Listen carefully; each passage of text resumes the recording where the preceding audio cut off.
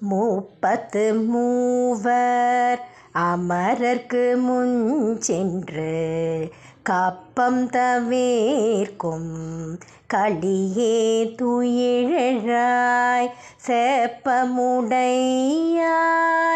திரளுடையாய் செற்றார்க்கு வெப்பங்கொடுக்கும்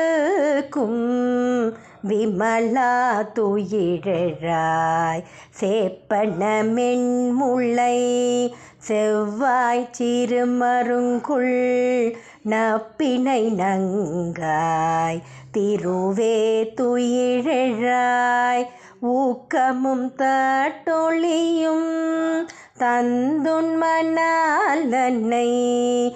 இப்போதேயமை நீ ராட்டேலோரெம்பவாய். ராமகிருஷ்ணரி, இந்த 20வது பாசுரத்தில் ஆண்டாள் எப்படி விளக்கம் சொல்கிறான்னா, கண்ணனின் திரு குணங்களையும் நப்பின்னையின் அழகையும் வர்ணிக்கிறார்கள் ஆயர்குல பெண்கள். கண்ணன் கடவுள், அவன் எல்லோருக்கும் பொதுவானவன், அவன் நப்பின்னைக்கு மட்டும் சொந்தமானவன் என்று எடுத்துக்கொள்ள முடியாது என்பதால் அவனையும் கேட்கிறார்கள். உக்கமும் தட்டொழியும் ஆகிய விசிறிகளையும் கண்ணாடியையும் ஏன் கேட்கிறார்கள்? விசிறினால் காற்று வரும், வீசுபவனுக்கு மட்டுமல்ல அருகிலுள்ளபவனுக்கும் சேர்த்து. நம் செயற்பாடுகள் நமக்கு மட்டுமன்றி பிறருக்கும் பயன் தருவதாக அமைய வேண்டும் என்பது இதன் உட்கருத்து. கண்ணாடி உருவத்தை காட்டும், ஆனால் உருவத்தில் ஒட்டியுள்ள அழகையோ அழுக்கையோ தன்னில் ஒட்டிக்கொள்ளாது. வாழ்க்கை என்றால் பட்டும் படாமலும் இந்த உடல் ஒரு வாடகை வீடு. இதை எந்த நேரமும் காலி செய்ய வேண்டும் என்ற எண்ணத்துடன் இருக்க வேண்டும் என்பதை விளக்குகிறது. ஆண்டாளின் கவித்திறமையில் ஒளிந்துள்ள மறைப்பொருளுக்கு ஈடாகாது. இவ்வளோ அழகான விளக்கத்தை பாசுரத்தில் எப்படி சொல்லியிருக்கான்னு பார்க்கலாமா?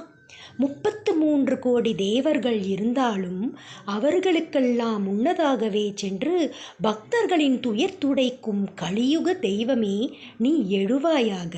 நேர்மையானவனே, ஆற்றல் மிக்கவனே, பகைவர்களுக்கு வியர்வை பெருக்கெடுக்கும்படி செய்யும் தூயவனே, துயில் எழுவாயாக. பொற்கவசம் போன்ற மென்மையான ஸ்தனங்களும் பவள செவ்வாயும் சிற்றடையும் கொண்ட நப்பின்னை பிராட்டியே, லட்சுமிக்கு நிகரானவளே, துயில் எழுவாயாக.